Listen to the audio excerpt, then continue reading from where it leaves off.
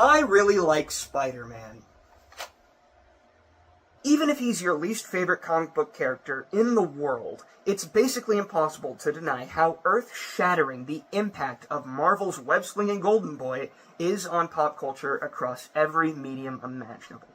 I'm talking about comic books, comic strips, novels, manga, short stories, children's storybooks, coloring books, TV shows, tokusatsu shows, educational shows, animated shows, video games, radio plays, theme park attractions, god-awful stage plays, and popsicles. But of course, the medium that Spider-Man has had arguably the biggest impact in is feature-length films. And that's what I'm going to be talking about today. Ladies and gentlemen, and others, my name is Mason from What the Bleep, and this is my personal top 5 Spider-Man movies. Before we dive into this web of a list, I'd like to get a couple of disclaimers out of the way. First and foremost, this is my personal list. If your favorite doesn't make it, that doesn't mean I hate it. Even the worst Spider-Man movie, you know the one, is like a 5 out of 10 for me. Feel free to tell me why my list is wrong in the comments below.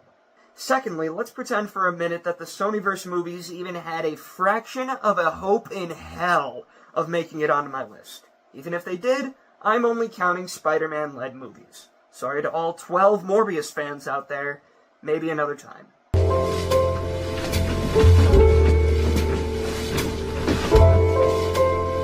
With that out of the way, let's dive in.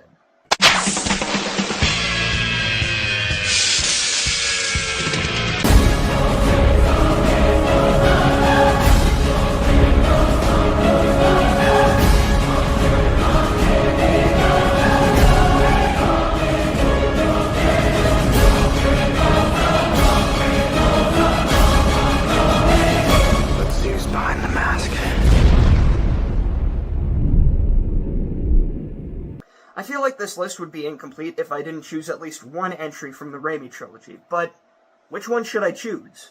Should I be a hipster and choose 1? Should I be a sheep and choose 2? Should I be controversial and choose 3?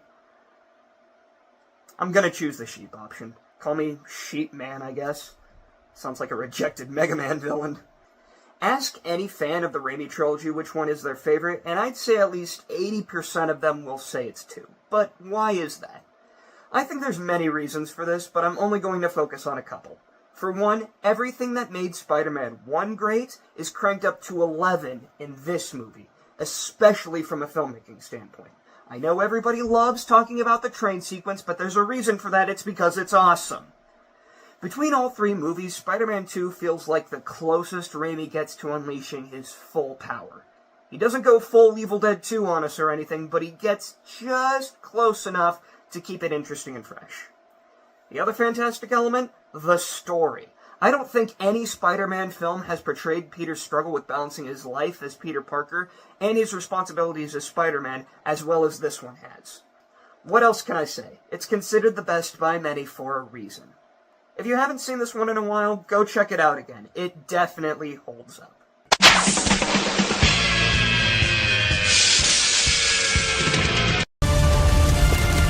We all have secrets.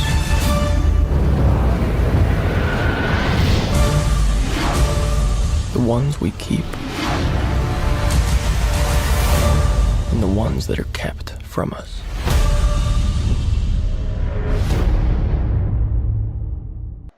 Picture this. It's 2010 and you're an avid follower of comic book movie news. You were understandably disappointed by Spider-Man 3, and yet you're still hopeful for what the 4th entry will bring to the franchise. And then you see this headline.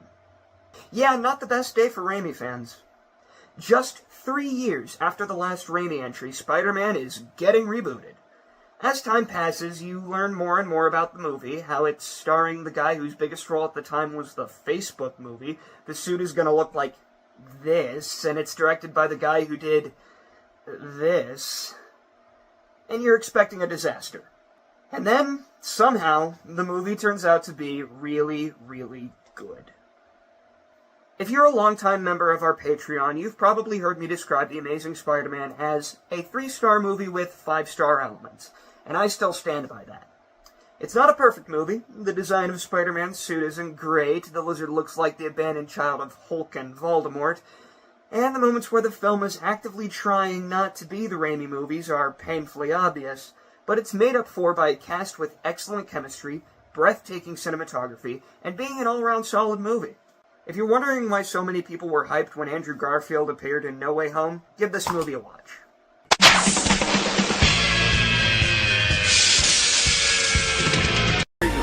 Everyone keeps telling me how my story is supposed to go.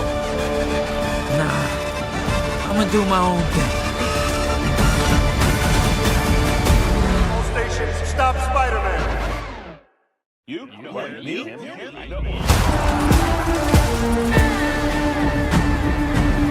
Okay, look, I can already hear the keyboards typing. How could you possibly have put Across the Spider-Verse at number 3? Look, let me try to explain. Why is Across the Spider-Verse only at number 3? Honestly, I know how this sounds, but there's just so much movie in this movie. It's nearly 2.5 hours long, and they pack so much into the runtime, it can be kind of exhausting to watch at times. Also, this movie suffers from something I like to call the Super Mario Galaxy 2 curse. We already experienced Into the Spider-Verse, it's pretty hard to recreate that magic. In fact, spoiler alert, everything I love about this movie I'm going to talk about later. Despite all of this, however, it's still Spider-Verse 2, so it's dope as hell. What can I say about Across the Spider-Verse that hasn't already been said? It's more breathtaking animation, more hilarious exchanges between characters, so much more Spider-Man. It's a masterpiece. Enough said, let's just move on.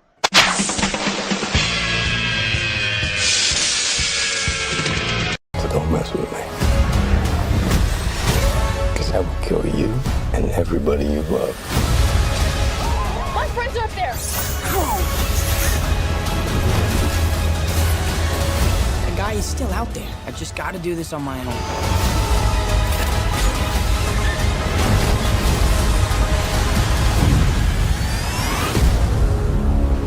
Yep, I'm going with the first MCU Spider-Man movie for my number 2 spot. Don't get me wrong, I love Far From Home and No Way Home. The Watts trilogy is my favorite run of Spider-Man movies ever, but neither of those movies will beat the experience of watching Homecoming for the first time. Having gone to see Civil War in theaters the year prior purely because of Spider-Man, I was a kid, alright? Get off my back. When 14-year-old me went to see Homecoming for the first time, the amount of hype I felt could power a city for a year. Having skipped out on an opportunity to see Amazing Spider-Man with my family, to this day, one of the biggest regrets of my life, Homecoming was the first Spider-Man movie I saw in theaters, and it did not disappoint. This is the first Spider-Man movie where Peter Parker was a high schooler, just like I was when I watched it for the first time.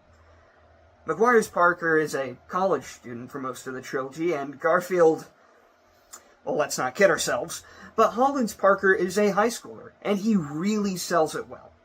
I love the dynamic between Peter and Michael Keaton's Adrian Toomes. Keaton might honestly be my favorite Spider-Man villain, and watching Spider-Man take on a smaller, friendly neighborhood-sized threat is pretty refreshing. I know a lot of people didn't like how advanced Spidey's suit is in this movie, but that didn't bother me in the slightest. I also love Peter's relationship with Tony Stark, and man, if I keep talking about this movie, I'm never gonna stop. Homecoming is fantastic, let's just move on.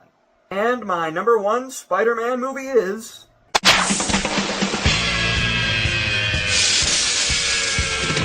I see this spark in you. It's amazing. Hands up! Whatever you choose to do with it, you'll be great.